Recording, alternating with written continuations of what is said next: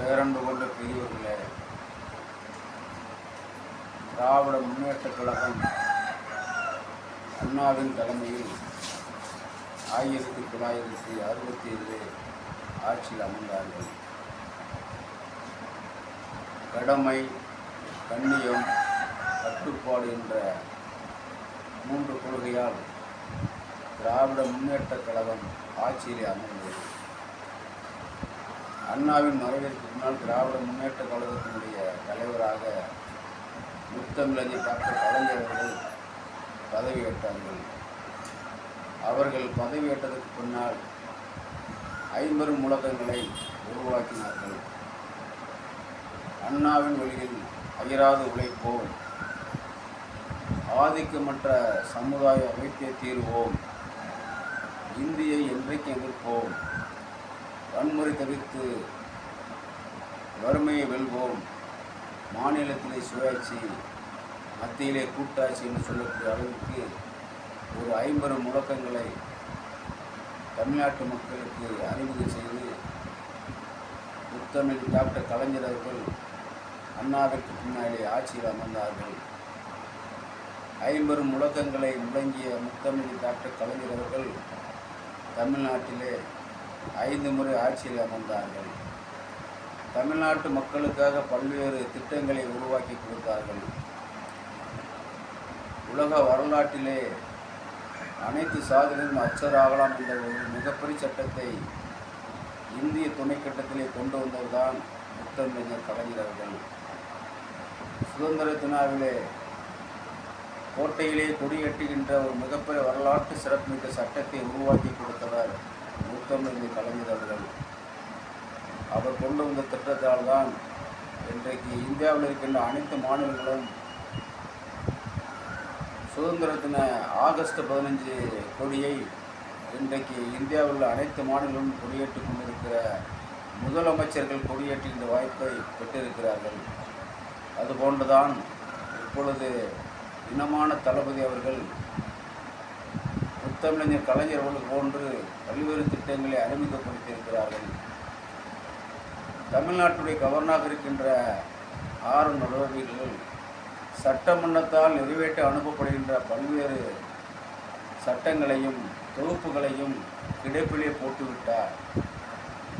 அவர் மிகப்பெரிய சர்வாதிகாரியாக தமிழ்நாட்டுடைய கவர்னராக இருந்து கொண்டு தமிழ்நாட்டு மக்களுக்காக சட்டமன்றத்திலே இயற்றுகின்ற சட்டங்களெல்லாம் அவர் எந்த சட்டம் நிறைவேற்றாமல் அவருடைய அறைகளே வைத்து விட்டார்.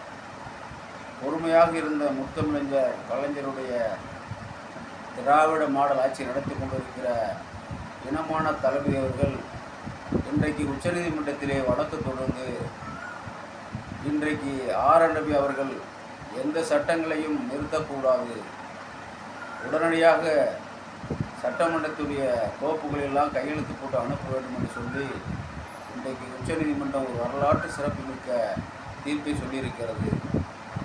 தமிழ்நாட்டுடைய வேந்தராக கவர்னர்கள் இருந்தார்கள். ஆனால் இன்றைக்கு தமிழ்நாட்டின் முதல்வர் அவர்கள் தமிழ்நாட்டில் வேந்தராக பொறுப்பேற்றுக் கொண்டிருக்கின்ற அளவிற்கு இன்றைக்கு உச்சநீதிமன்றம் மிகப்பெரிய ஒரு சட்டத்தை நிறைவேற்றியிருக்கிறார்கள். இப்படிப்பட்ட சூழ்நிலை தான் இன்றைக்கு இனமான தலைவர்கள் வருகின்ற 2026 நடைபெறுகின்ற சட்டமன்றத்திற்கு இப்பொழுதே அடிகோலியாக பல்வேறு கட்சியை சேர்ந்தவர்கள் இணைத்து கொண்டிருக்கிறார்கள். எஸ்டிபி என்று சொல்லக்கூடிய ஒரு வரலாற்று சிறப்புமிக்க ஒரு அரசியல் கட்சி இன்றைக்கு வக்ஃப் சட்டத்தை எதிர்த்து இனமான தலைவர்கள் போராடி கொண்டிருக்கின்ற காலகட்டத்தில் இன்றைக்கு உச்சநீதிமன்றத்திலே வக்ஃப் திருத்த சட்டம், அந்த திருத்த சட்டத்தை எதிர்த்து தமிழ்நாடு முதலமைச்சர்கள் வழக்கு தொடர்ந்திருக்கிறார்கள். இதுபோன்று பல்வேறு திட்டங்களை இஸ்லாமியர்களுக்காக போராடி கொண்டிருக்கிற ஒரு இயக்கமாக திராவிட முன்னேற்றக் கழகம் இருக்கின்றது. அதனால்தான் இன்றைக்கு பல்வேறு இயக்கத்தைச் சேர்ந்தவர்கள் இன்றைக்கு திராவிட முன்னேற்றக் கழகத்தினுடைய கட்சியிலே தோழமையாக இணைந்து கொண்டிருக்கிறார்கள். ஏனென்று சொன்னால் திராவிட முன்னேற்றக் கழகம் இன்றைக்கு ஆட்சியிலே அமர்ந்தால் கூட பல்வேறு திட்டங்களை செயல்படுத்தி கொண்டிருக்கிறது. திராவிட முன்னேற்றக் கழகத்துடைய தோழமை கட்சிகள் இன்றைக்கு வந்து இணைந்து கொண்டிருக்கிறார்கள். கருணாசவர் இருந்து கொண்டிருக்கிறார்.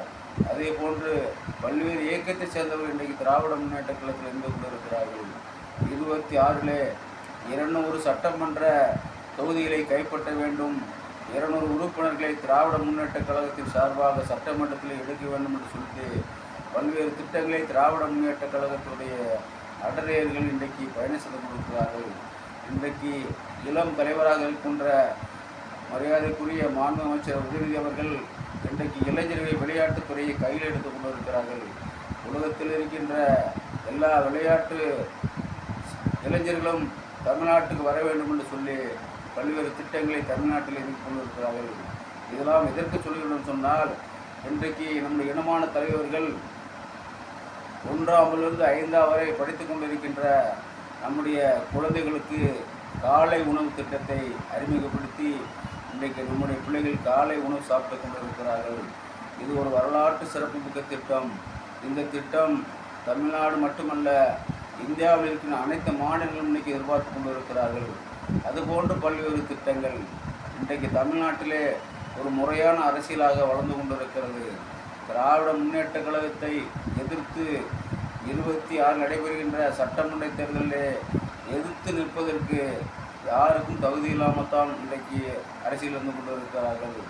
ஒரு வரலாற்று சிறப்புமிக்க ஒரு அரசியல் கட்சியாக திராவிட மாடல் ஆட்சியாக இன்றைக்கு இனமான தலைவர்கள் நடத்தி கொண்டிருக்கிறார்கள்.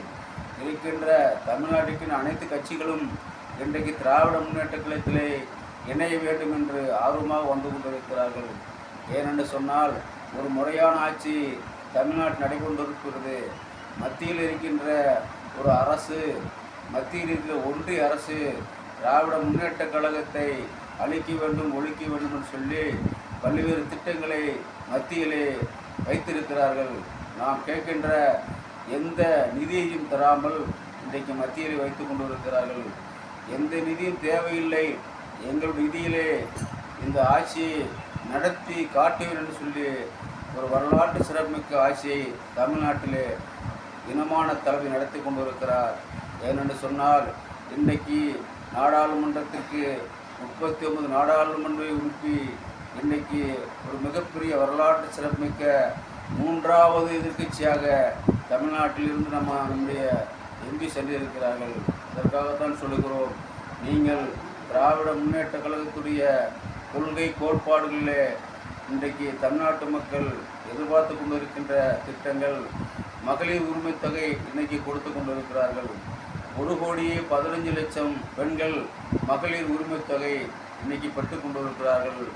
இன்னும் 2026 தேர்தலுக்கு முன்பாக 2 கோடி மகளிர்கள் ஊக்கத்தொகை பெற வேண்டும் என்ற நோக்கத்தோடு தான் இப்பொழுது ஒவ்வொருவரும் ரேஷன் கார்டு வைத்திருப்பவர்களெல்லாம் நீங்கள் மனு செய்யுங்கள் என்று உத்தரவிட்டிருக்கிறார்கள். ஆகவே தமிழ்நாட்டிலே ஒரு 4 கோடி பேர்கள் தான் வாக்களிக்கிறார்கள் சராசரியாக. அந்த அடிப்படையில் 26 2 கோடி மகளிர் உரிமைத்தொகை பெறுகின்ற தாய்மார்கள் இருக்கிறார்கள். அதே போன்று விடியல் பயணம் என்று சொல்லக்கூடிய பயணத்திலே இலவசமாக பயணம் சென்றிருக்கின்ற மகளிர் இருக்கிறார்கள். அது மட்டுமல்ல, புதுமை பெண் திட்டம், தமிழ் புதுமை திட்டம் என்றெல்லாம் கல்லூரி மாணவர்களுக்கு 1000 ரூபாய் மாதம் கொடுக்கின்ற திட்டமும் நடைபெற்று கொண்டிருக்கிறது. ஆகவே நாம் கணக்கு பார்த்தால் தமிழ்நாட்டிலே திராவிட முன்னேற்ற கழகத்திற்கு ஒரு 3 கோடி வாக்காளர்கள் 26 தேர்ந்தெடுக்கப்பட்டிருக்கிறார்கள். ஆகவே திராவிட முன்னேற்ற கழகம் இப்பொழுது 26க்கு முன்னால் 3 கோடி வாக்காளர்களை பெற்று விடுவார்கள்.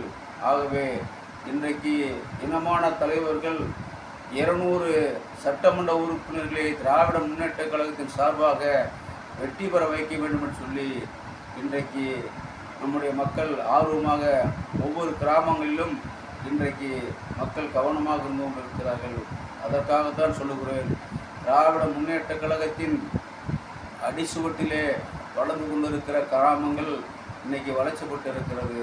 தளபதி அவர்கள் அல்லும் மகள் மயராது உழைத்து தமிழ்நாட்டு மக்களுக்காக பல்வேறு சலுகைகளை செய்ய வேண்டும் என்று சொல்லி இன்றைக்கு துடித்து கொண்டிருக்கிறார். அதற்காகத்தான் சொல்லுகிறோம், திராவிட முன்னேற்ற கழகம் மீண்டும் 26 ஆட்சியிலே அமரும். ஆறாவது முறையாக தளபதி வாழ்ந்து கொண்டிருக்கிறார், ஆட்சி நடத்தி கொண்டிருக்கிறார். 7வது முறையாக திராவிட முன்னேற்ற கழகம் 26 ஆட்சியிலே அமர இருக்கிறது. தமிழ்நாட்டு மக்களுக்காக பல்வேறு திட்டங்களை தீட்ட இருக்கிறது, உருவாக்க இருக்கிறது. ஆகவே பொதுமக்கள் அனைவரும் வருகின்ற 26 திராவிட முன்னேற்ற கழகத்திற்கு வாக்களிப்பதற்கு தயாராகுங்கள். நன்றி, வணக்கம்.